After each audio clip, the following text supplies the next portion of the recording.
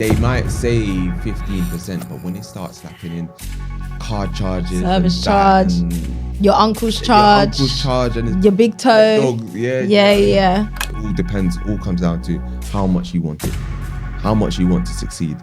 If you say, oh, no, I'm too cool for that, then cool.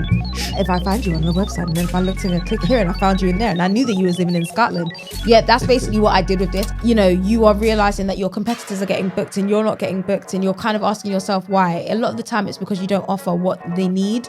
Domino's, you need to work with us because we literally every week probably send somebody pizzas. Welcome to the Property Project podcast, where we talk all things property, but also help you to resolve some of the dilemmas that you come up with. But before you do that, we'd love if you could help us by liking the video, subscribing to our channel so you could get more content from us. I've got a fully booked SA unit, but I'm still making a loss. What's going on? What am I doing wrong? Okay, so there's a few reasons as to why you'd still be making a loss as you got a fully booked SA. So you're probably charging, well, first one's pricing. First of all, it's good that you've got a fully booked SA, by the way. Yeah. It's very good that you got a fully booked SA, but I'm guessing you just really wanted to make profit and it's got to make sense. But yeah. Yeah, but then this is the thing, because it's like, you then have to start looking at why is your SA fully booked, which sounds weird. Maybe it's fully booked because it's so cheap, which is why you're not making any profit. If you then bring it up to the threshold of where it should be, where your pricing should be, where it's competitive, would you then still be getting the same type of bookings? If you're getting the same type of bookings, then that would solve your problem. But if not, then you have to make sure that, okay, that your property is offering the right amount of things to be able to charge that the right amount. The other thing I would say as well is double checking your expenditure as well. Maybe your cleaning fees are a bit higher as well. Yeah, I think people forget about the hidden costs, but just to add about the pricing as well. Yeah. A lot of people don't realize you need to be checking your pricing at least once a week so that you're competitive with everybody else. Because what might have been £90 per night last week may not be the same this week, and unlikely to be the same this week. So make sure that you are competitive on price with the others in your area, making sure that you're using price labs. If you're stuck with price labs, Sean does a great tutorial that allows you guys to go through that with everything added on it. So make sure you just DM us and message us about that, because that makes it so much easier, so much more simplified.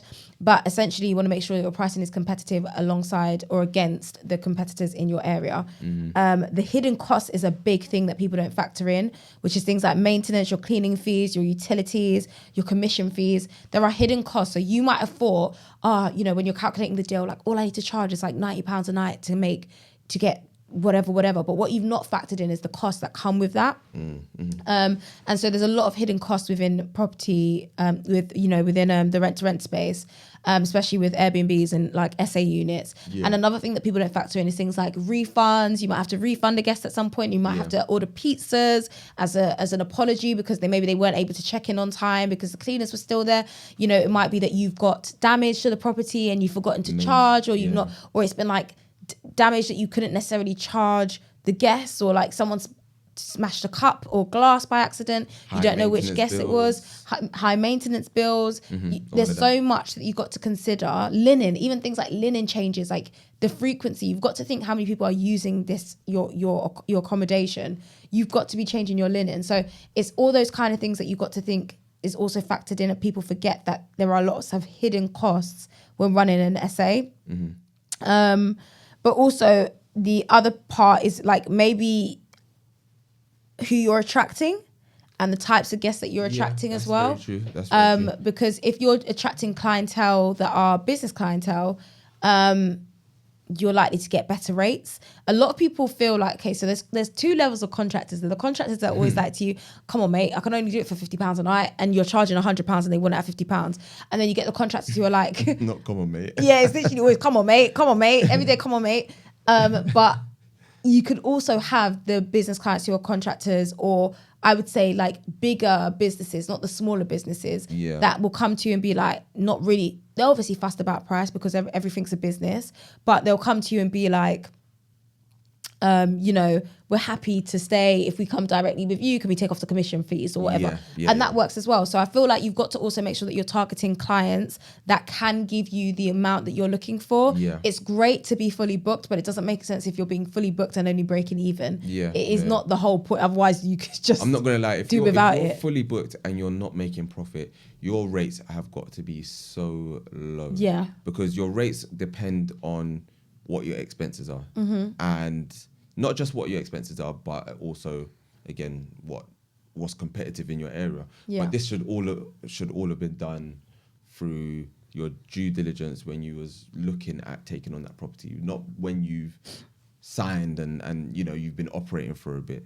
Now, there's one thing that I always kind of do to find out whether, we spoke about earlier, what's the minimum that you should be charging? Clearly, you're way below that. Should I give the secret away?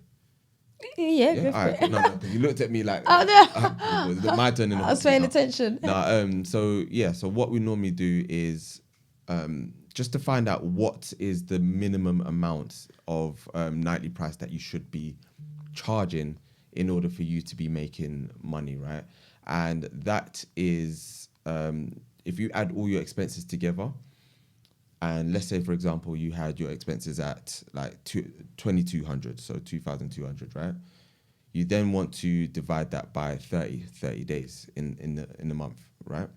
That will give you 73, right?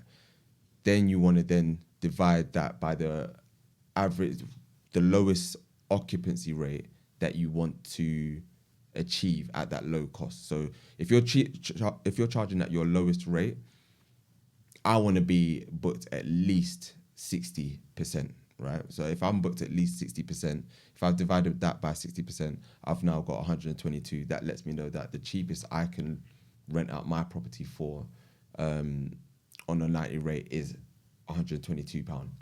Anything lower than that, I know that that's out of my budget. Does that make sense? Yeah. No, it makes sense to me. So yeah, I think the pricing is something that you definitely got to go over. And what I would just say is like you've also got to think about like the discounts that also apply to that. Maybe it's that you're setting your pricing to the right amount, but you've got lots of discounts that come into play with that as well. So it's something to consider. There could be many reasons, and we won't know until we have a look at that specific property, if that makes sense. But I think, think about the pricing, think about your discounts, like what discounts are on there. Think about the clientele that you're targeting, and think about your competitors in the area and what they're charging as well. And have a look at if you're effectively thinking about what costs come into play when you are pricing. Like, are you considering your cleaning fees? I saw even one of our mentees were going through it with her at the moment, and like her cleaning, there was no point her accepting a booking, because if she accepted that booking, the booking that she accepted was basically a cleaning fee, which means there was no profit. So it's like, why bother having anybody come in the house if you're only going to pay for cleaning? It's like pointless. In fact, you would have owed money. Yeah, exactly. So things like that you've got to think about. And again, it's like learning, because again, she's new to setting up her own SA. She wouldn't know all that information, but as we're guiding her with that, it's things that she's learning, and we told her to decline that booking because it's not worth it. So it's things like that people won't think about, like making sure that your cleaning fee is set right, making sure the discounts are applied sensibly. All those things are super important, but hopefully that helps. There could be a lot to it, but like I said, if it's around your pricing, Sean has a great tutorial that you guys can access, and just let us know, just message us Price Labs, and then Sean will be able to assist you with that, or myself. The link for a consultation call in the description as well. So perfect. Yeah. Well, so going into that, actually, because we're speaking about how people don't really think about costs that come into play, and one of the biggest costs that come into play with service accommodation are your OTAs.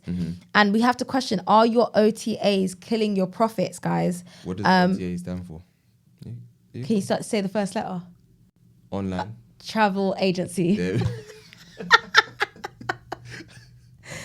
You might hear OTA quite a bit if you're in this space, but it just means like online. Anyway, any of the online platforms that you book, basically.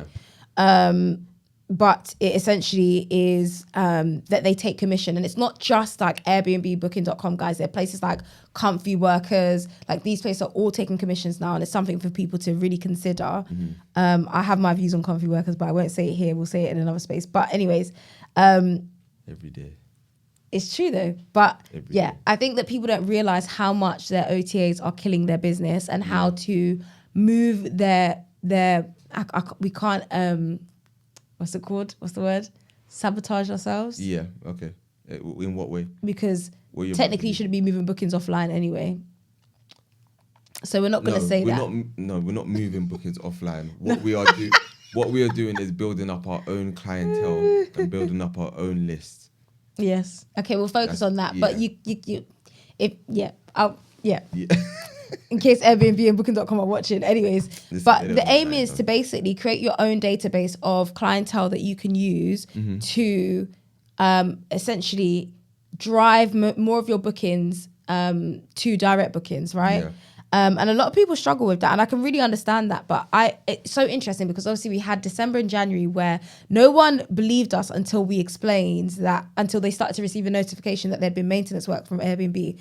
But Airbnb were doing maintenance work, right? Which meant it was impacting certain people's listings because for some reason they had, I don't know what they were doing or what they were sweeping on their website, but it meant that people couldn't see people's listings. You're getting less views, pricing was wrong, things were being reset without you touching it. And no one believed me until they started to receive the messages in around January time saying we're undergoing maintenance, because they realized they couldn't do it without people with people on the platform. Yeah. So I think they shut down the platform like a certain amount of hours to complete the maintenance. But whilst they had it not shut down, a lot of people were impacted and didn't know why. So a lot of people's November to January was very, very dry, and people did not know that it was because a lot of the OTAs were doing maintenance work. And so it made us realize, especially, I mean, we've noticed this from way back in the game, because we realized winter periods are scary and we need to start building up clientele that help us for our winter periods, especially. Now, we don't mind, relying on OTAs during the summer periods because the profit makes sense. But during the winter periods or the low seasons, it doesn't make sense to rely on OTAs because they're eating up your commission like no man's business. The commission's probably come up to their 18% plus at this point now. I think I've even calculated some of the, and I don't know what the difference is, but it's even come up to about 20%. See? That's wild. And they might say 15%, but when they start slapping in card charges, service charge, and your uncle's charge, and your big toe, yeah.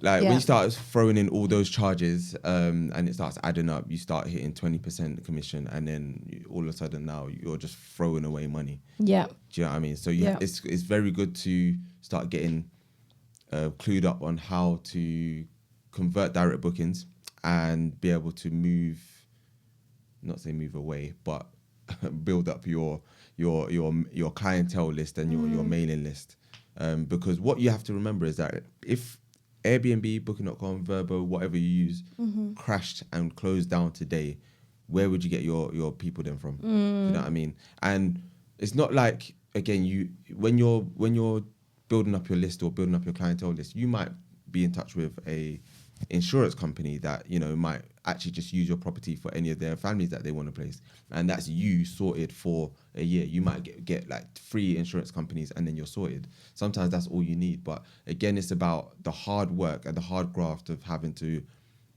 do the outreach, do the cold calling and speaking to people who one thing that I've done is call a stadium that near to where our SAs are located, and asking to try and get in hold of the person who's in control of like accommodation for maybe staff, maybe even players or players' families and stuff like that.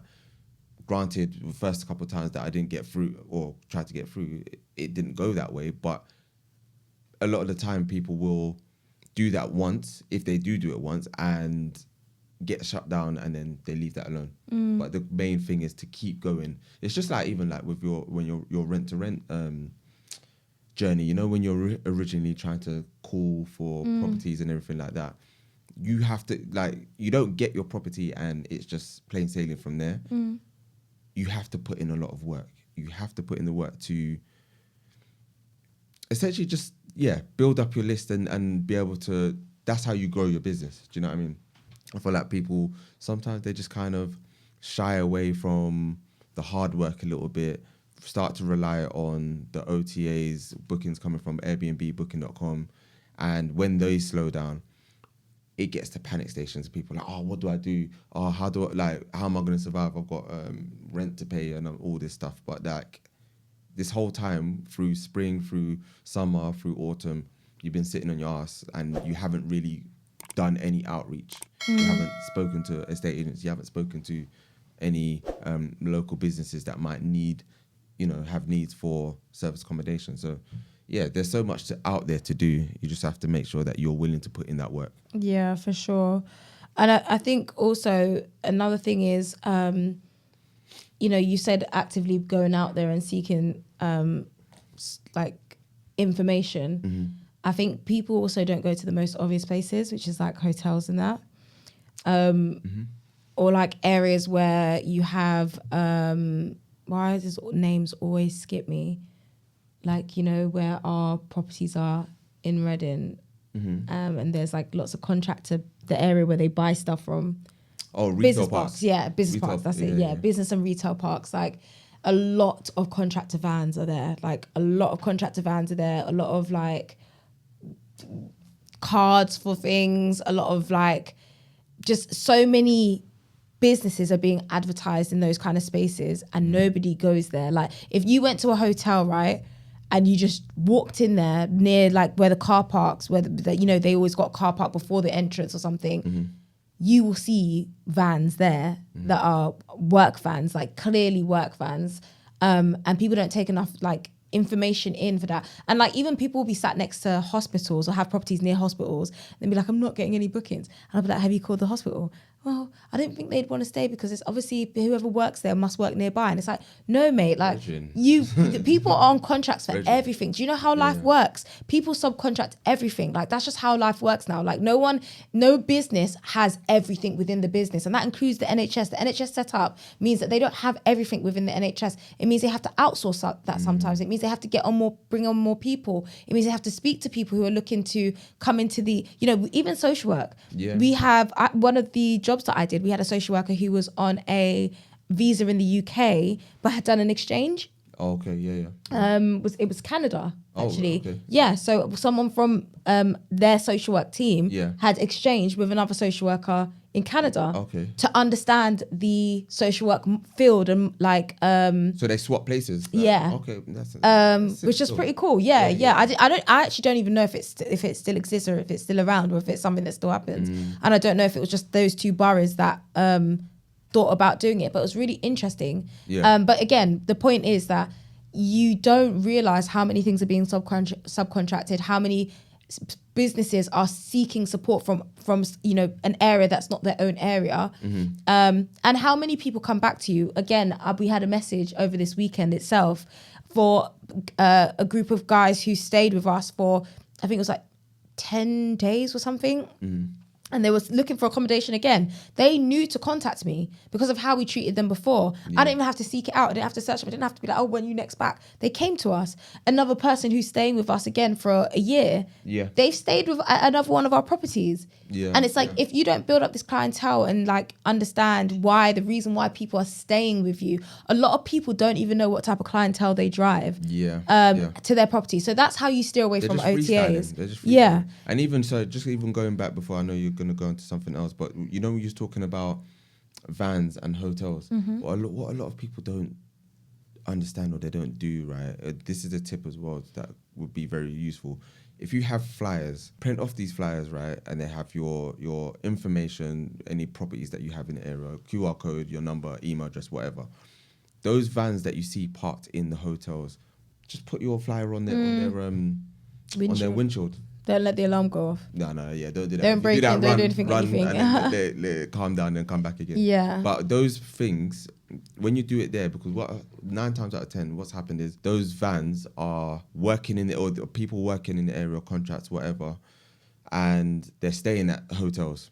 And then what's happening is they're paying because, either they want a room to themselves or they're sharing a room or whatever, and they're having to pay £40, £50, £60 a night or whatever, sometimes even more than that, right?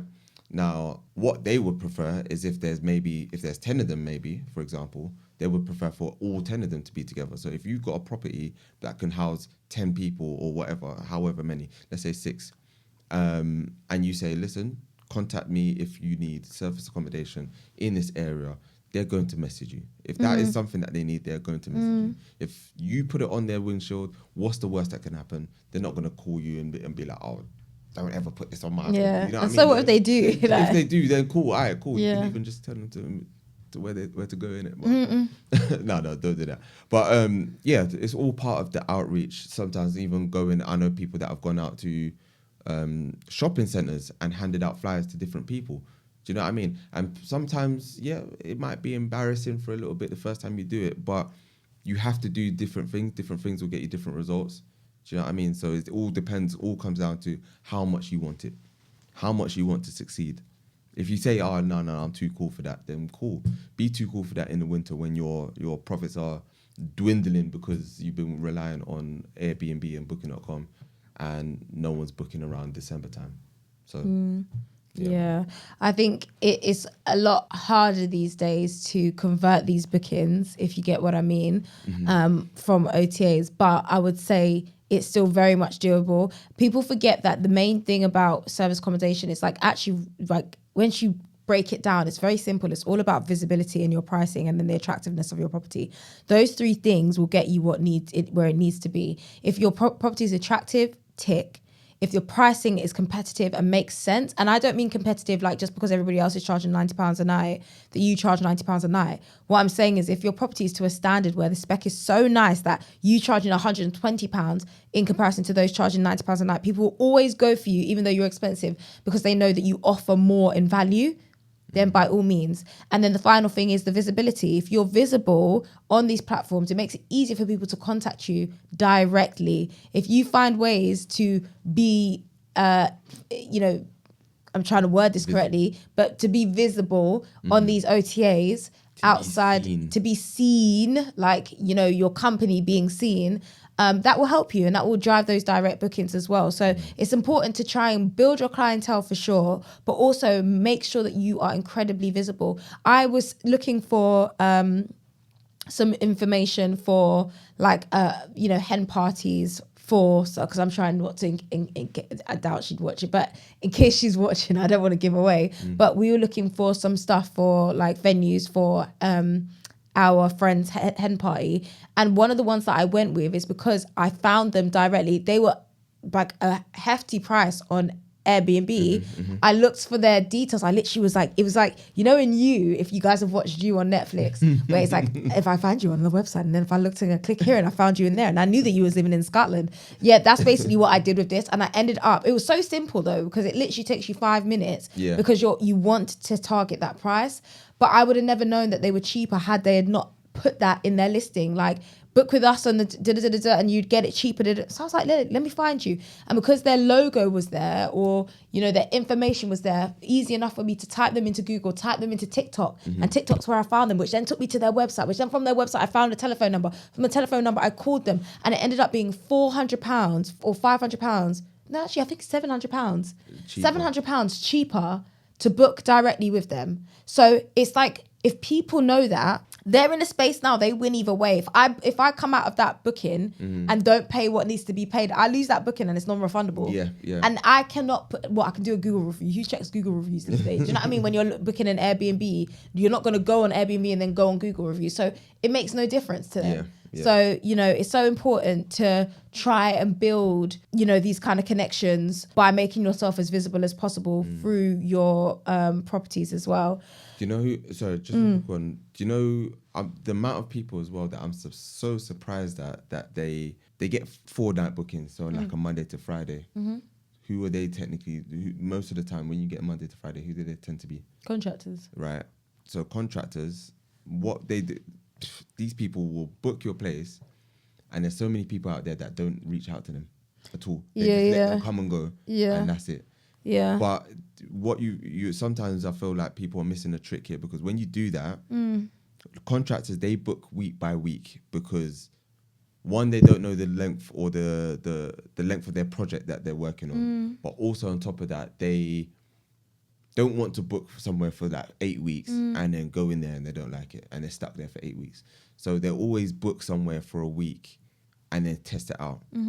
If they like it, and you've reached out to them to go direct, all of a sudden, or you find out what the reason why they're there, all of a sudden they'll be like, oh, well, you know what? As a matter of fact, we're actually on a project in the area for 11 weeks.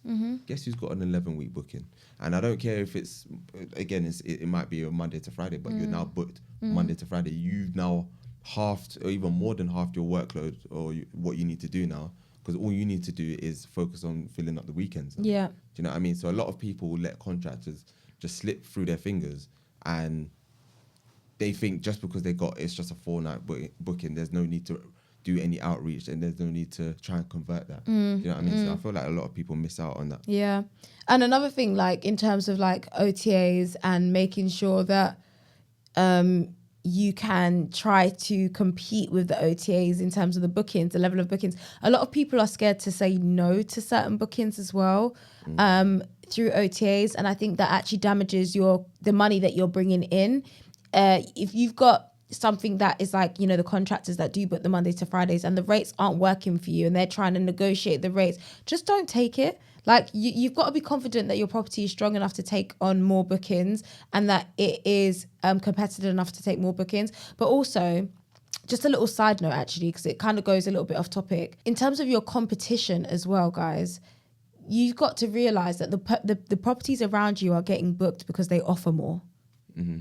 It's not, it adds if they've been there longer in the game and they've been there like before you, but essentially it's because your property does not offer what they offer. Mm-hmm. We always talk about if you are in a space where parking isn't usually given and you can offer parking, you will be getting booked. They don't care what your property looks like. You stand out in comparison to everybody else. Mm-hmm. Even like now, we want to remodel all our service accommodations, well, most of them, because we're like, we don't stand out anymore. Like people are coming in, they're doing their things. We were comfortable with being comfortable. And now people are challenging us. You want the challenge? We're coming for you. Like, it's fine. Mm-hmm. But we also got to elevate our own essays. So I just think, like, if you got into a space where, you are realizing that your competitors are getting booked and you're not getting booked and you're kind of asking yourself why, a lot of the time it's because you don't offer what they need.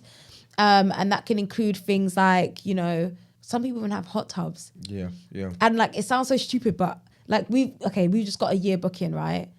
And the reason the year booking has gone through is I know they like the idea of a penthouse because we've got the same 2-bed somewhere else, which we was trying to give them because we know that the penthouse never struggles with any bookings. We don't necessarily need a year booking for that one. And they wouldn't have it because why? It's a penthouse. We offer something different to everything else in that space, just it being a penthouse or a top floor flat, whatever you want to call it. Do you know what I mean?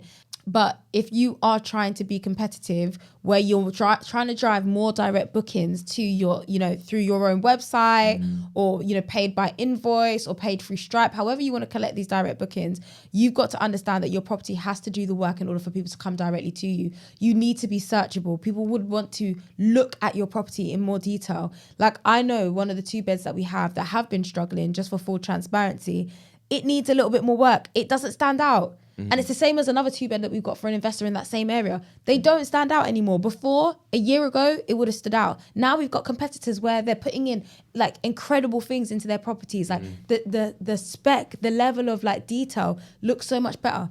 The standard of ours, it doesn't compete anymore. So we need to, have features in there like coffee machines, Netflix subscriptions. It's also not even Virgin Media, whatever. All of that stuff. But it's not even like this property actually looks good. Yeah. But again, it's kind of a thing where it's like, looking good ain't gonna get you what you need. You know what I mean? You have to. It's about what you offer. It's literally about what you offer, the value that someone can get from booking your property. Yeah. So, and just a final thing as well, just rewarding people who stay at your property long term as well. Because a lot of people don't do that anymore. Like pizzas, you don't know how much do you know how many problems we fixed with pizza nights? Yeah. By spending £30 on a pizza.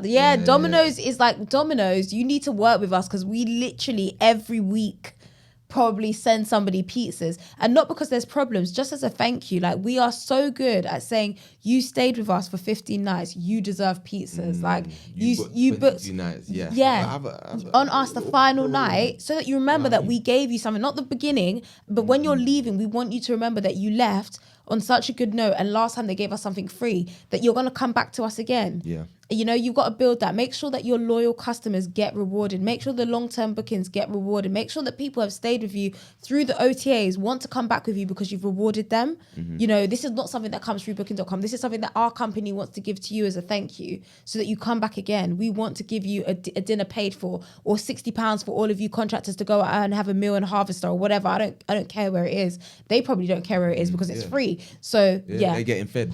And again, exactly obviously, don't let them go as well without having a method of being able to contact you directly. Yeah. As well. You probably won't obviously be able to go like message them through like Airbnb or whatever. Yeah.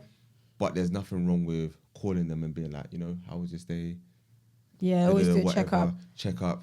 Well, if you ever do come back to the area or whatever, here's a number or here's an email address. And send continuous emails, like, you know, monthly emails, monthly check-ins, so that you know if they're coming back to you. But essentially, in order to break free from the chain of OTAs, make sure that you're creating your own loyal customer base. Make sure that your direct booking strategies work. So like your direct websites, your invoices, like a seamless way of collecting payment from anyone who would be going through direct bookings. Make sure that your fees are competitive to what's being shown on the OTA, so that they know that if they're coming to you off those platforms, they're getting a discount. That's really, really important. And just make sure that you also understand that Airbnb and Booking.com are there also to support. So they are going to be supportive of your bookings. We don't like to say it often enough, but at the end of the day, a lot of people's properties who don't know how to work their Airbnb and like haven't really sat down and understood their market and their clientele, forget that what has been giving them the bookings that they have had, even if they've been limited bookings, has been Airbnb and Booking.com and Verbo and whatnot. So don't forget to show a little bit of gratitude, because those places do support you with getting bookings, even when you're not getting that many bookings. So hopefully this has helped. There was a lot of information there, but again, if you guys have any questions, we are your people, so make sure that you come directly to us. No question is a bad question. Actually, I don't believe in that. Some questions are silly, but do come to us it depends on if you've ignored previous attempts to get that question. Depends on many things. There's so many factors, but still come and I will let you know if it's a silly question. But yeah, hopefully that helped. Until next time. Thank you for watching to the end, guys. We really appreciate it. As a little thank you gift to you, we'd like to give you an invite to join our free WhatsApp community where we drop a lot of gems. If you're still watching, then thank you so much. But more importantly, if you could like and subscribe to this channel to help us bring you more content that we know you'll just love.